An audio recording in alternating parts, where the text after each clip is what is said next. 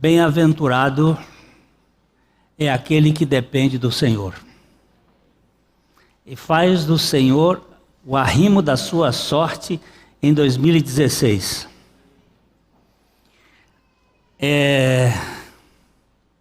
Este livro que foi editado sobre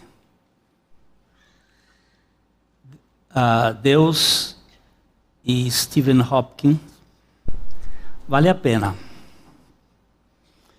Este é o maior matemático vivo hoje no mundo. E ele é um cristão. Eu estou usando muito na exposição de Daniel as suas mensagens. Ele tem me ajudado muito no livro dele, O Contrafluxo, em que ele analisa essa história da cultura de Babilônia no mundo atual. E o Dr. Lennox,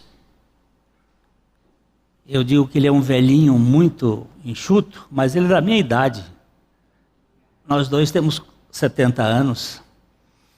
Ele tem uma mensagem muito profunda e vale a pena para, principalmente, os jovens que são cooptados por essa cultura chamada científica, que não tem nada de científico, porque o que é científico tem que ser provado. O que não é provável e não é provado não é científico. São teorias. Então nós precisamos conhecer um pouco mais para não ser enganados por ninguém. Muito bem. Se o Senhor assim permitir, e para a glória dele, durante este tempo das manhãs de domingo, quando eu estiver aqui, nós vamos estar olhando sobre Evangelho. O que é o Evangelho? E o que é religião? O que é Evangelho? Como o Evangelho se manifesta? E este é o nosso primeiro estudo deste ano sobre o Evangelho sem máscaras. Nós vamos ler aqui o texto de Mateus capítulo 4, verso 23. Percorria Jesus por toda a Galileia, ensinando nas sinagogas, pregando o Evangelho do reino e curando toda sorte de doenças e enfermidades. Querido Pai, concede-nos a graça de dependermos da Tua graça. Fala conosco pela Tua palavra, pelo Teu Espírito, e revela-nos a pessoa do Teu Filho, para que nele, por Ele e para Ele, sejamos edificados, pessoas sejam salvas, e a alegria transbordante reine em nossos corações. Em nome de Jesus. Amém. Essa é a primeira vez que aparece escrita a palavra Evangelho na Bíblia. Mas não é a sua primeira manifestação.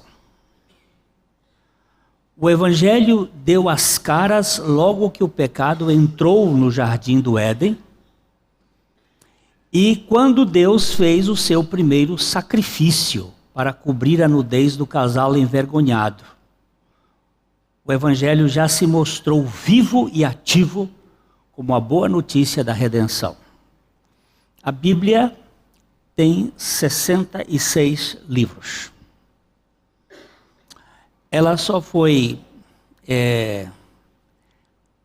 catalogada nesses 66 livros depois do primeiro século. Mas ela tinha os 33 do Velho Testamento e depois os 27 do Novo. E Mateus é o primeiro dos evangelhos, na ordem em que ela foi estabelecida. Mas, possivelmente, tem outros evangelhos, o evangelho de Marcos pode ter sido o primeiro. Mas escrito na Bíblia, a primeira vez que aparece a palavra evangelho é aqui em Mateus 4, 23. Só que o evangelho é eterno. E ele existe antes que nós existíssemos. Mas a primeira vez que aparece esta palavra é aqui em Mateus, capítulo 4. O Evangelho fala desse Deus que se importa com aqueles que se extraviaram. Portanto, fala de quem busca estes rebelados. Nada tem a ver com a necessidade do ser humano arrogante em si, mas com a demonstração do amor da Trindade e da sua glória. O Evangelho fala de quem? Fala de uma pessoa que se importa por gente que não tem importância. O Evangelho não é uma doutrina, nós vamos tratar isto mais na frente. Ele é a expressão do amor de Deus por nós. Talvez aquilo que melhor sintetize a questão do Evangelho é porque Deus amou o mundo de tal maneira que deu o seu Filho unigênito. Alguém me abordou. Você pregou a libertação em Cristo, mas não citou João 8,32. João 8,32 diz: conhecereis a verdade, e a verdade vos libertará. E nem Gálatas 5,1. Gálatas 5,1 é para a liberdade, pois que nos libertou, permanecei, pois, na liberdade, não vos submetais a julgo de escravidão. Vocês aí na Pibilon, essa é a pessoa conversando comigo, não pregam mais o novo nascimento. Eu não vejo mais a citação de textos como João 3, Romanos 6, Gálatas 2. Surpreendeu-me. Primeiro porque nós continuamos pregando esses mesmos textos. Segundo porque antes desses textos existirem, parece que não havia libertação, nem ainda novo nascimento. Tudo faz crer, para muitos, que se não pregarmos usando determinados capítulos e versículos, não acontece nada da vida espiritual. Se você não citar certos textos, então não vai chegar a pessoa. Creio que a salvação é tão somente pelo verbo de Deus. Verbo é palavra. Agora, uma questão. Será que antes de Moisés ter escrito os 5 primeiros livros da Bíblia, a Trindade jamais salvou alguém? Como aconteceu a salvação de Abraão, já que antes dele não havia um único texto escrito?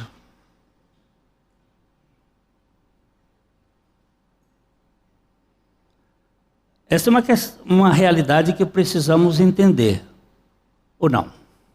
Precisamos ou não? Como é que Abraão foi escolhido? Não tinha nem Gênesis, nem Êxodo, nem Levítico, nem Deuteronômio.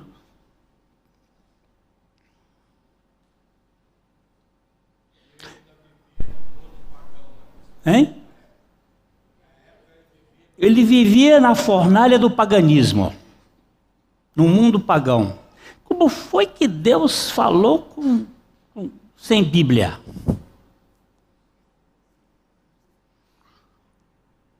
Como é que ele falou com Abraão? Os primeiros livros da Bíblia foram escritos por Moisés.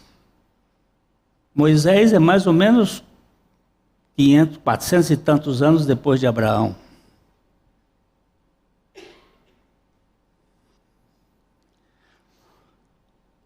O pecado entrou na raça adâmica pelo primeiro casal, e o ser humano, a partir daí, se tornou totalmente perverso por natureza, corrupto por essência, além de morto em seu espírito, ou seja, separado completamente da vida de Deus. Ninguém, naturalmente, poderá buscar a Deus. Todos nós, ao nascermos neste mundo, somos de fato inimigos de Deus e irreconciliáveis com Ele por nós mesmos. Esta é uma realidade sem saída para nós. Ninguém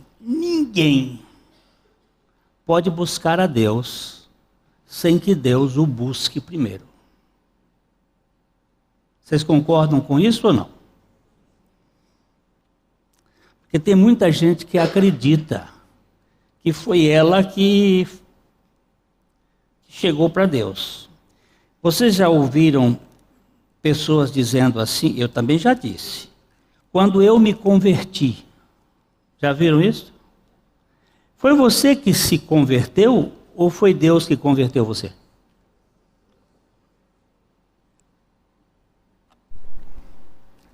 Mas essa cultura faz parte daquilo que é a carne. Eu não posso admitir que eu não tenho que fazer nada.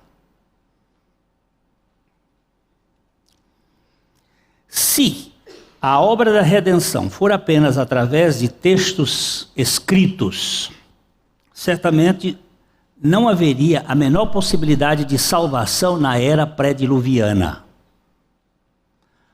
Como eles foram salvos se não tinham João 3, nem Romanos 6, nem Gálatas 2? Ou ninguém foi salvo nesta era? Teve gente que foi salvo antes da Bíblia ter sido escrita? Teve ou não? Como é que Deus salvou esse povo?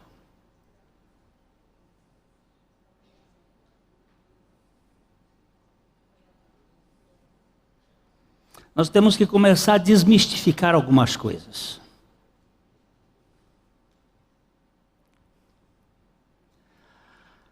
A cronologia bíblica mostra 6.000 anos de história humana na Terra e cerca de 3.500 anos de registro das Escrituras.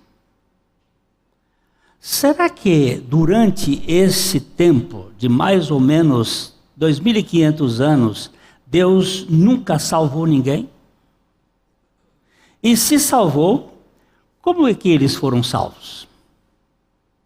Eu quero que você pense, como é que Deus salvou gente antes da Bíblia? Ou nós estamos colocando Deus dentro de um pacote? Ou nós estamos tentando limitar Deus, que Deus só faz desse jeito?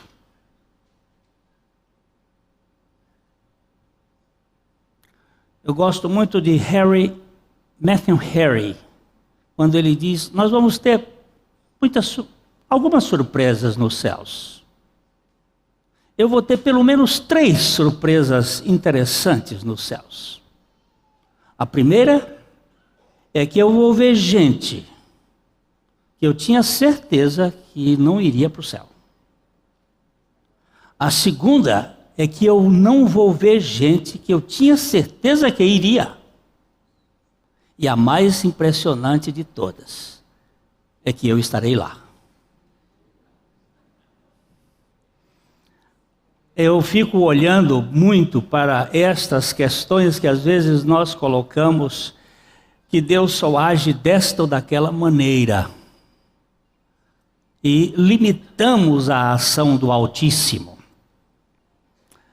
A cronologia bíblica, então, ela vai nos mostrar que nós temos pelo menos 2.500 anos de história sem nenhuma revelação escrita. Mas isso não significava que não havia uma revelação de Deus para essas pessoas. A Bíblia diz que a fé vem pelo ouvir a palavra de Deus. Agora, como foi que os 3 membros do grupo antediluviano, Abel, Enoque e Noé, puderam entrar neste rol das pessoas de fé, se eles nunca leram João 3, nem Romanos 6, nem Gálatas 2? Lá no livro de Hebreus, no capítulo 11, os primeiros elementos, os primeiros membros deste grupo são Abel, Enoque e Noé. Como é que eles puderam entrar lá se não tinha os textos de João 3?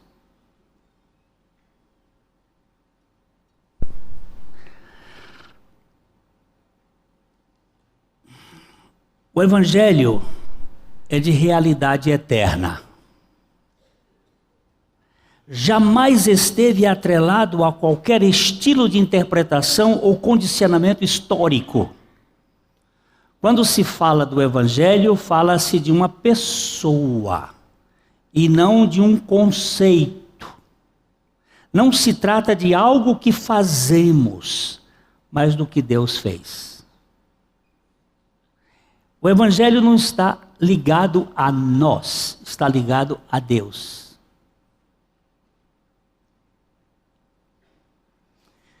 Eu estou lendo umas notícias do que está acontecendo no Irã, no Iraque e na Síria hoje, agora. Gente sendo salva sem a pregação. Hoje, essa semana mesmo eu li de uma jovem que ela começou a ter sonhos. E o Senhor dizia para ela: venha, venha. E ela não sabia, e durante 6 meses esse sonho se repetiu. Até que, um dia ela disse: para onde eu devo ir? Ele disse: venha para mim, e você vai encontrar descanso. E ela disse: quem és tu? Ele disse: eu sou Jesus, que você não me conhece.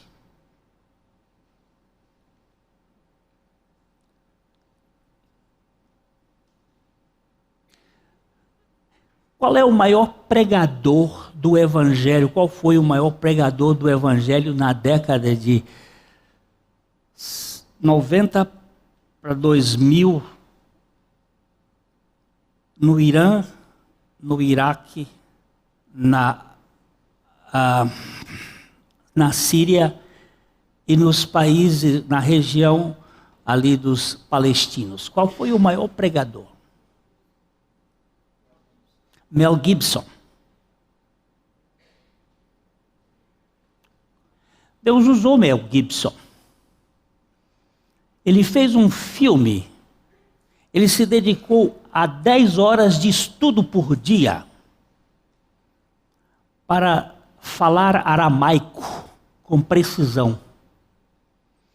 E fez um filme da Paixão de Cristo, que tem sido proibido agora de alguns anos para cá de se passar, porque depois da exibição daquele filme, milhares de pessoas saíam das reuniões convertidos. Porque quando estes se calarem, as micas clamarão. As pedras vão clamar. E o cinema, as películas eram feitas de pedra. Deus sabe falar. Quando eu e você calamos-nos, Deus vai usar uma jumenta. Deus vai usar uma pedra. Deus vai usar algo na natureza, mas Deus vai falar. E Ele vai salvar. Porque Deus, Ele é onipotente. E Ele tem todo o poder. Ele nos colocou nesse negócio. Como Ele colocou Israel para que Israel fosse instrumento da graça no mundo. Mas quando Israel rejeitou, Ele substituiu pela igreja. E se a igreja está hoje laodiceriana, Deus vai ter um jeito de salvar aqueles que Ele tem escolhido. Que vai. Pelo seu evangelho. Em Apocalipse, capítulo 4, 14, versículo 6. Eu vou ler esse texto aqui. Vi outro anjo voando pelo meio do céu, tendo um evangelho eterno para pregar aos que se assentam sobre a terra, e a cada nação, e tribo, e língua, e povo. Um evangelho eterno. Apocalipse 14, 6, então, há uma afirmação acerca do evangelho eterno que deveria ser pregado a cada nação, língua, tribo e povo. Ora, se o evangelho for de fato eterno, aí temos que concluir que se trata de uma boa mensagem que antecede a própria criação.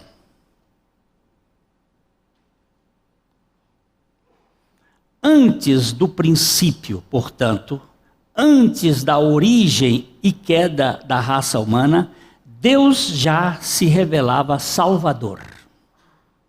Como disse alguém, antes da luz já havia cruz. Alguém diz que antes de Deus dizer haja luz, Ele disse haja cruz. O Evangelho é o Deus eterno se demonstrando favorável à criatura rebelada que quer ser como o Criador. O Evangelho, ele causa isto que está aqui. Tem um texto nas Escrituras que diz, lá em Efésios, capítulo 2, Ele nos deu vida, estando nós mortos em nossos delitos e pecados, nos quais andamos outrora segundo... Aí ele fala o príncipe das potestades do ar, do espírito que opera nos filhos da desobediência. Existe nessa atmosfera algumas lutas espirituais que nós não somos muito bem informados delas. No livro de Daniel, nós vemos que quando ele começou a orar, como que Deus abriu o zíper deste céu atmosférico e trouxe uma revelação daquilo que os anjos... Deixa eles cuidando disso, vamos olhar a palavra de Deus, que é a melhor. E isso traz para nós um pouco da visão do que acontece no cosmos. Porque a nossa luta não é contra carne, sangue, mas contra principados, potestades, forças espirituais da maldade nos lugares celestiais. Esta é uma esfera que existe aí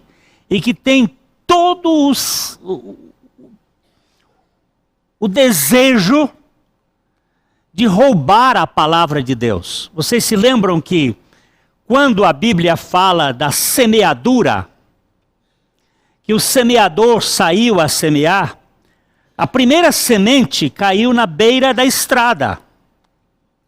E a palavra de Deus diz que as aves dos céus vieram e comeram a semente. Jesus, quando foi explicar isso, disse: o diabo vem e rouba a semente que está sendo plantada.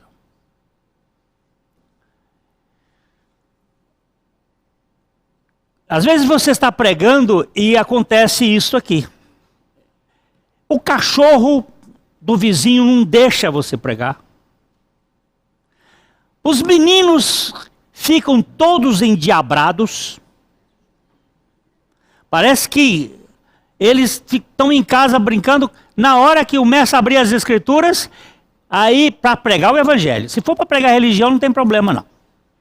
Aí vem tudo, acende aquela coisa. Os meninos dão um trabalho.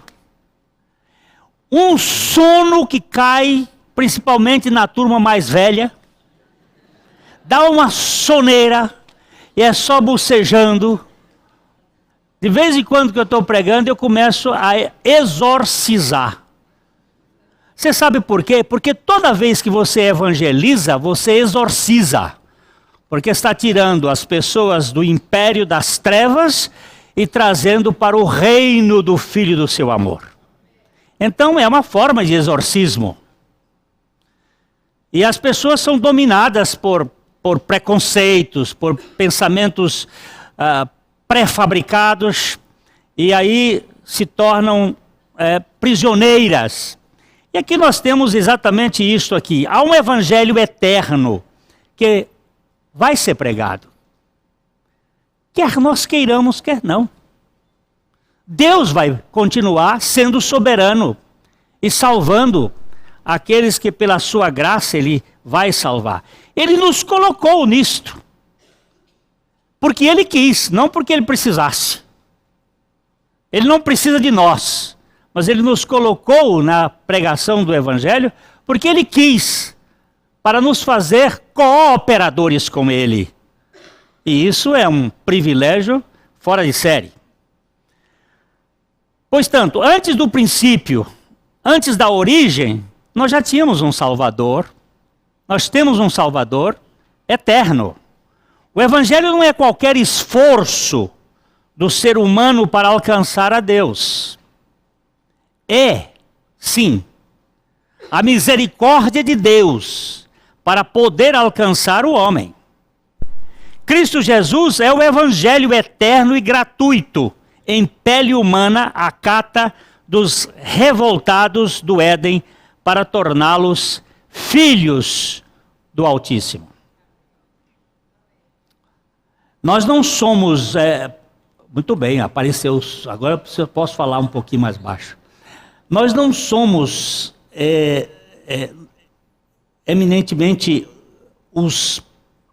aqueles que quiseram ser salvos. Nós não queríamos.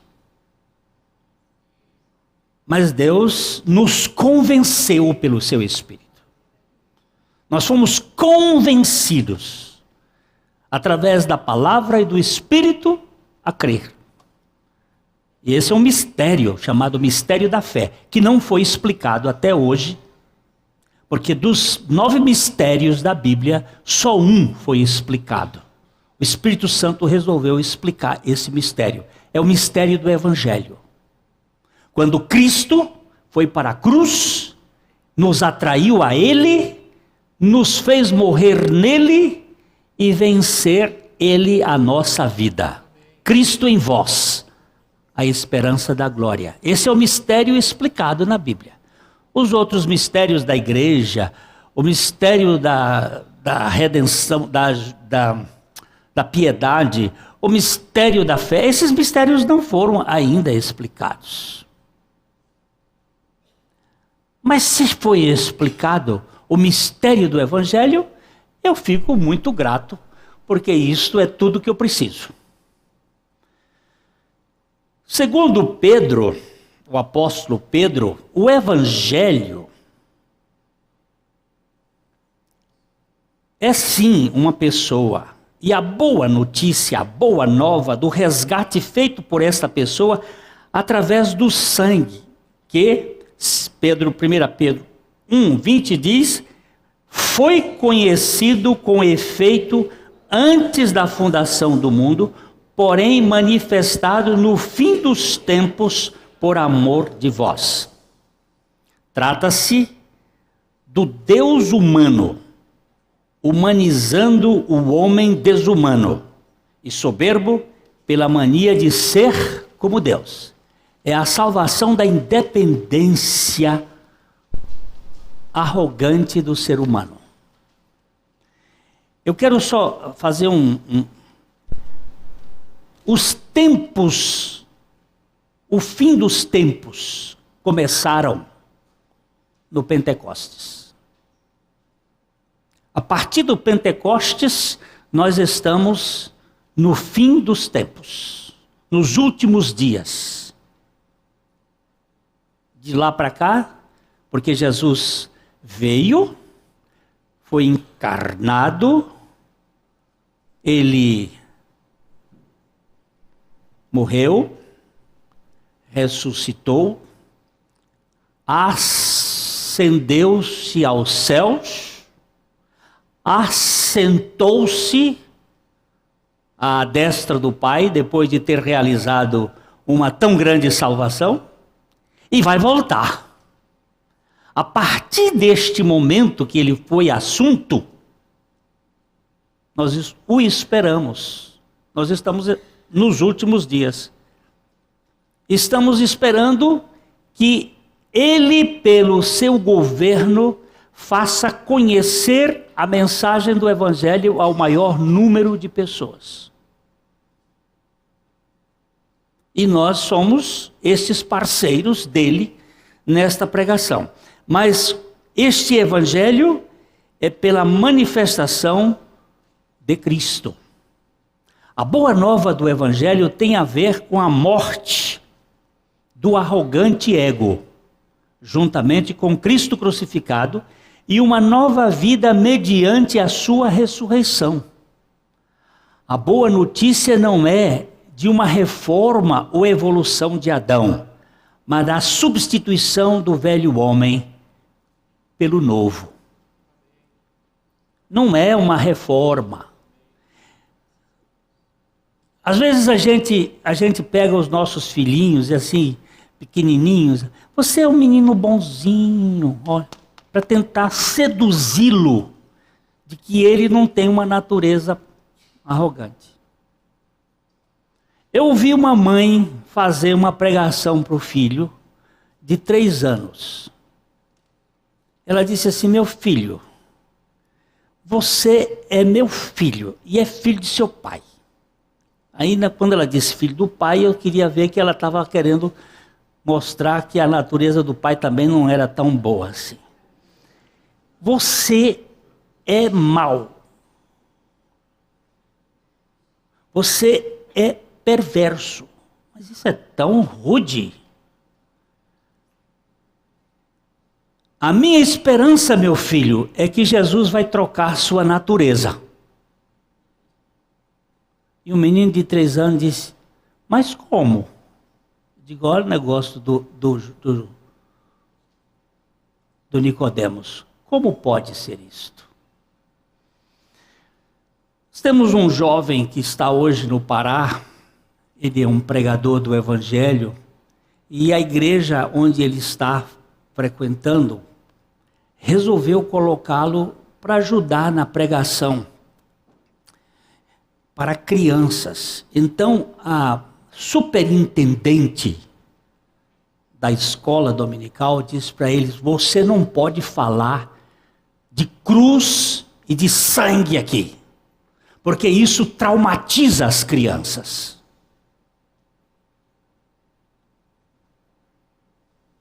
Você tem que falar aqui de coisas boas para as crianças. Ele disse: minha senhora,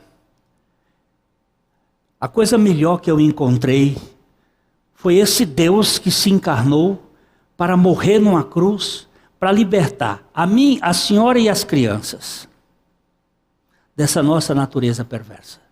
E se eu não puder falar da obra de Cristo para as crianças, eu não tenho nada o que falar. Você está proibido de falar aqui. Então, eu não vou falar, vou ficar quieto. Mas o Espírito do Senhor resolveu tirar a mulher de lá. E botou o menino lá. Ontem eu recebi uma fotografia de 40 pessoas que foram batizadas, confessando sua morte e ressurreição com Cristo. Ninguém é salvo porque está na igreja. É salvo porque foi incluído em Cristo. E Cristo nos levou a morrer. É substituição e não reforma. É substituição e jamais conserto. O Evangelho nunca propôs um remendo de pano novo em roupa velha. Não se trata de melhorar um caído ou restaurar o velho Adão corrupto. Tem a ver com novidade ou substituição de vida. Eu estava pregando em São Paulo, uma igreja presbiteriana, e terminada a pregação, um senhor chegou para mim e disse: "E remendo. E remendo." Fiquei olhando para ele e disse: "O que você está querendo dizer?" "Aquela mensagem, remendo, que você pregou. Foi aquilo que Deus me levou a conhecer a minha mentira." Eu disse: "Como foi essa sua história?" Então ele me contou a história. "Eu sou um presbítero velho, religioso, mas eu recebi aquela mensagem remendo, que foi uma pregação que Deus nos deu num dia, com febre de 39 graus, na igreja de Vila Nova, depois da morte de Ayrton Senna. Que eles puseram uma peça no carro do Ayrton Senna, que tinha sido remendada. E aquela peça levou o acidente do Ayrton, que nos tirou o Ayrton, que era a alegria desse país, era a única alegria que esse país tinha em termos esportivos naquele tempo, era o Ayrton. Pois é, essa é agora nova. O que nós às vezes fazemos é querer remendar a nossa vida. Deus não faz remendo, gente. Deus faz novas todas as coisas. Eis que eu faço novas todas as coisas. Então, aquele homem disse para mim assim: "Glênio, eu já distribuí mais de 100 destas mensagens para pessoas amigas, porque eu fui salvo pela vida de Cristo e não por estar na igreja há tantos anos." A salvação não depende do que fazemos. Sim, Deus não conta com os feitos do ser humano para que seja aceito. Isto já aparece no primeiro sacrifício do Éden. É Deus quem faz o sacrifício e cobre o casal. Vamos ler Gênesis 3, 21. "Fez o Senhor Deus vestimenta de peles para Adão e a sua mulher e os vestiu." O ser humano depravado e contaminado não pode se regenerar ou se descontaminar. Não pode. Não pode. O nosso casal lá no Éden, a primeira coisa que eles fizeram foi uma tanga de folha de figueira. Mas isso aí não serve para cobrir a sua nudez. Aqui diz: "Fez o Senhor Deus vestimenta de peles para Adão e a sua mulher, e os vestiu." Deus não somente fez, mas também vestiu. É graça isso aqui. A nossa salvação não depende do que nós fazemos, mas daquilo que o Senhor Deus fez e faz. Não é apenas a libertação do pecado, mas também o controle de nossa vida, do nosso ser. Somos libertos tanto da condenação do pecado, como da condução da nossa vida. O que você vai fazer agora? Não sei. Nós estamos enfrentando uma grande seca lá no Piauí. Nos meus 70 anos de vida, eu nunca vi algo semelhante naquela minha terra. E estamos com passagens compradas para viajar para lá agora em janeiro. Mas eu conversando com meu irmão, ele disse, do jeito que está aqui não é bom você vir. E a minha esposa disse, bem, vamos procurar um jeito, um lugar para você descansar um pouco. Se você ficar aqui, você não vai descansar. Eu digo, vamos entregar isso na mão de Deus, porque é Deus que sabe. Se Ele quiser que eu vá, eu vou. Ele vai mandar chuva. Se Ele não quiser que eu vá, eu não vou. E eu também não sei para onde eu vou. Eu quero ir para onde Ele mandar. Porque eu já fiz tanto plano que deu errado. Será que eu posso agora começar depois dos 70 anos, esperar em Deus e esperar que Ele faça o roteiro do meu trajeto? Senhor, eu quero aprender a depender do Senhor. Eu sou muito afoito. Ninguém é salvo porque faz parte de uma igreja, mas porque foi salvo de si. Foi salvo sim, de sua autonomia, de sua rebeldia, dos seus pecados e de sua religião. Não há salvação por meio do conhecimento doutrinal. Não é uma doutrina certa que nos salva, ainda que isso seja importante. Porém, a pessoa certa. Não é o conhecimento de verdades e doutrinas, mas o conhecimento da verdade, isto é, a verdade encarnada. E esta verdade é Cristo. Quando Jesus disse, e conhecereis a verdade, e a verdade vos libertará, em João 8,32, ele não estava se referindo a um conceito qualquer, mas à sua pessoa. Ele disse, eu sou o caminho, a verdade e a vida.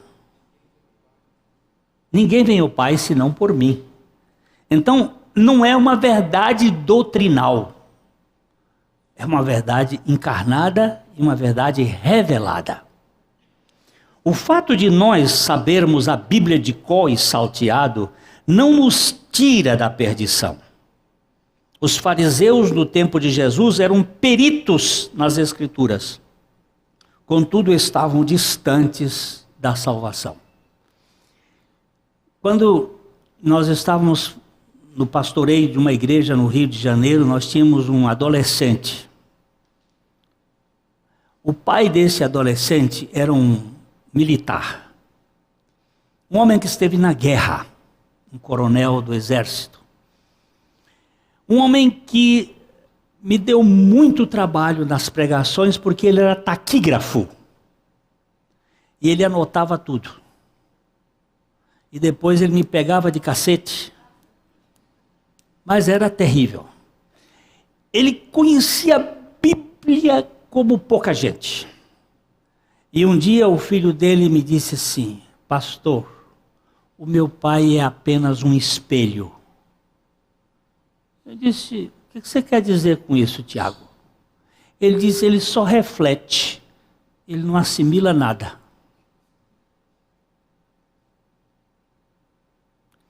As escrituras para ele é só para refletir para os outros. Aquele menino me deixou uma lição sem tamanho. Saber Bíblia de cor não é a mesma coisa de que a Bíblia esteja encarnada em você e em mim, na pessoa de Cristo.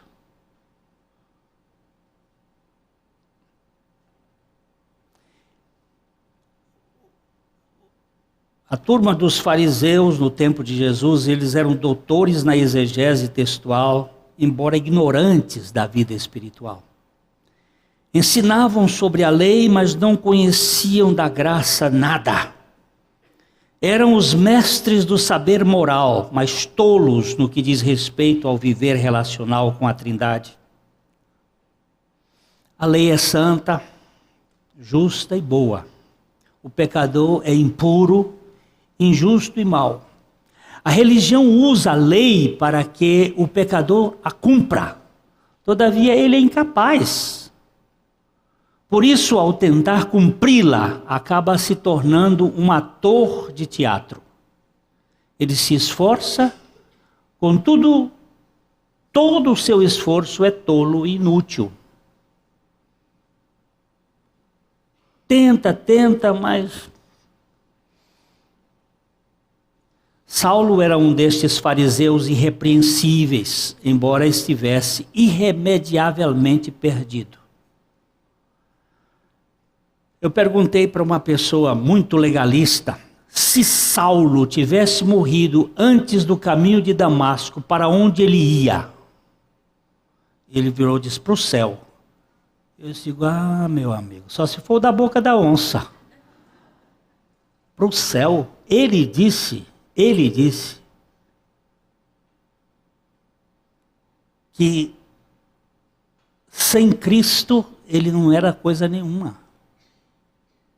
Ele era legal? Era. Ele era justo? Era. E quanto à justiça da lei, ele era irrepreensível? Era. Mas ele considerou tudo isto como refúgio por causa da sublimidade do conhecimento de Cristo Jesus. Saulo ia para o inferno, como vai para o inferno todo aquele moral, digno, socrático, perfeito, cheio de todas as coisas boas, que não conhece a Jesus Cristo. Porque Jesus é o único caminho que nos leva a Deus. Isso é radical? É radical.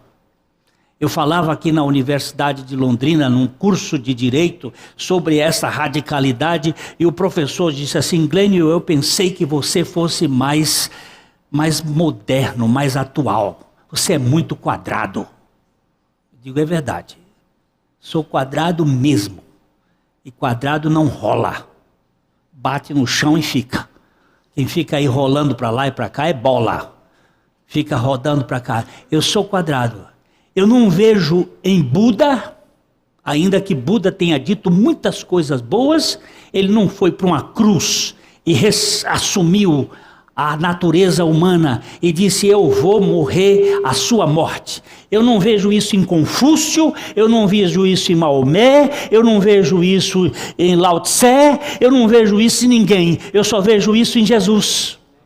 Assumindo e dizendo assim, essa morte não é sua, é minha. Essa morte minha é sua. Eu vou carregar você na minha morte. Eu vou libertar você da culpa, da condenação. Eu não vejo isso em ninguém. E depois, eu nunca vi contar de ninguém que ressuscitasse. Então Jesus para mim, ele é o único Salvador e Senhor de nossas vidas. Ainda que eu não entenda tudo, eu já entendo um pouquinho deste amor louco em meu favor. É por isso que eu me torno assim. Não é doutrina, é uma pessoa. A lei é justa, é santa, mas eu não consigo praticar a lei. Não consigo. Saulo era um homem extraordinário na sua lei, na sua religião, mas estava perdido. Ainda que sem mácula na conduta, a sua alma arrogante transpirava uma justiça ensimesmada de orgulho. Ele conhecia a lei, que o tornava aparentemente justo, todavia nada sabia do evangelho que o justificava. Era um legítimo religioso que nada sabia do evangelho. A lei é santa, justa e boa, porém nós somos incapazes de vivê-la. Então Cristo assume a nossa causa, morre a nossa morte para o pecado e transplanta a vida ressurreta a nós pela graça, a fim de vivermos pelo Espírito Santo que vive em nós a santidade da lei. Agora sim. Agora sim. O Evangelho nada tem a ver com religião, por melhor que essa seja. Enquanto esta se fundamenta no que o ser humano faz, a fim de tornar-se adequado perante o seu Deus, o Evangelho se revela no amor, se revela no Deus vulnerável que assume a inadequação do ser caído e vai até a cruz para crucificar a presunção humana de querer ser como Deus. No culto de passagem de ano, de virada, nós tivemos um grupo de pessoas aqui, e um deles que tem vivido uma contradição de sua experiência cultural e de sua história com essa ideia do homossexualismo, ele me abraçou tão profundamente e disse assim: Glênio, eu tenho sido tão amado por vocês aqui. Nenhuma crítica. Eu digo, não é porque não existe a crítica, não existe sim, meu amigo. Mas é que Jesus veio para gente como você e eu. Ele disse, eu estou sendo tão amado. Digo, eu espero que o amor de Cristo derramado em seu coração faça toda a diferença. E ele agarrou-se comigo ali um tempão. Eu sei que para muitas pessoas esse é um tipo de coisa que nós não devemos nos ligar. Bom, querido. Tá bom. Ainda bem que Jesus liga por essa gente. E liga por você e por mim.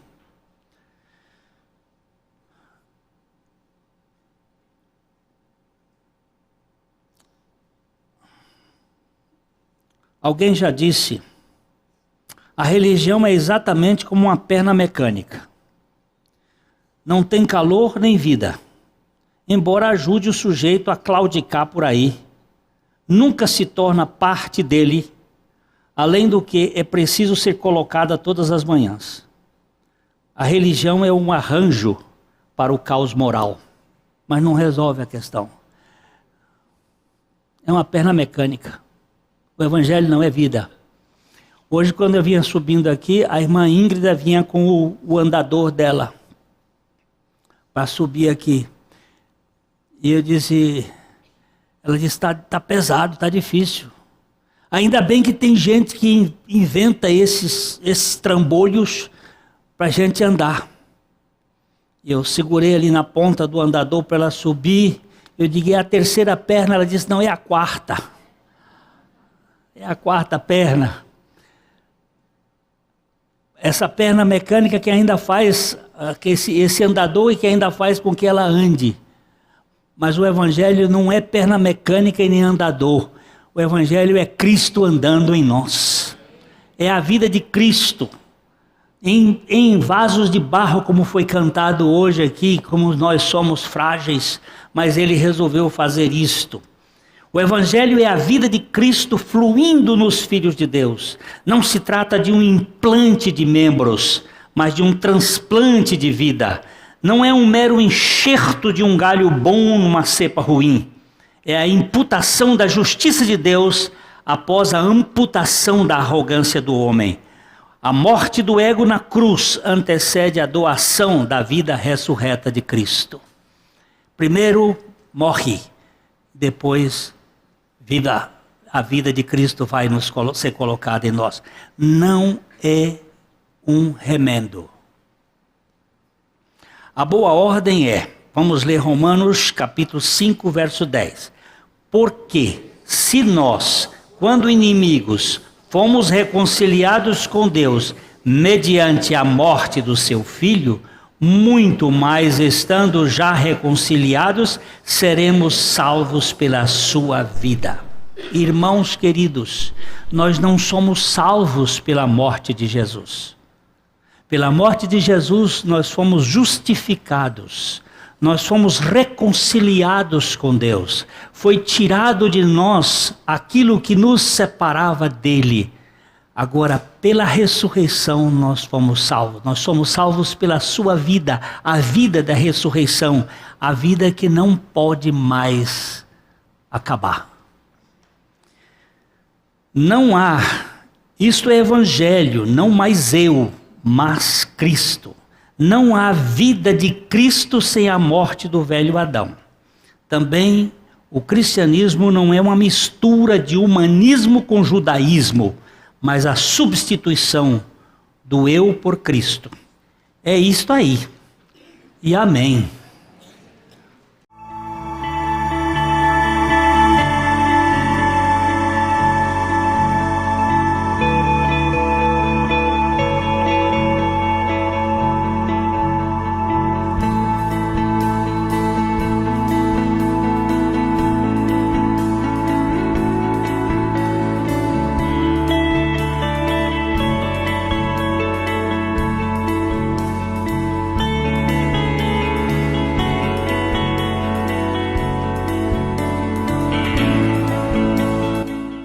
Livraria PIB Londrina. A Livraria PIB Londrina procura selecionar cuidadosamente seus títulos e autores a fim de oferecer conteúdo alinhado com o Evangelho de Jesus Cristo.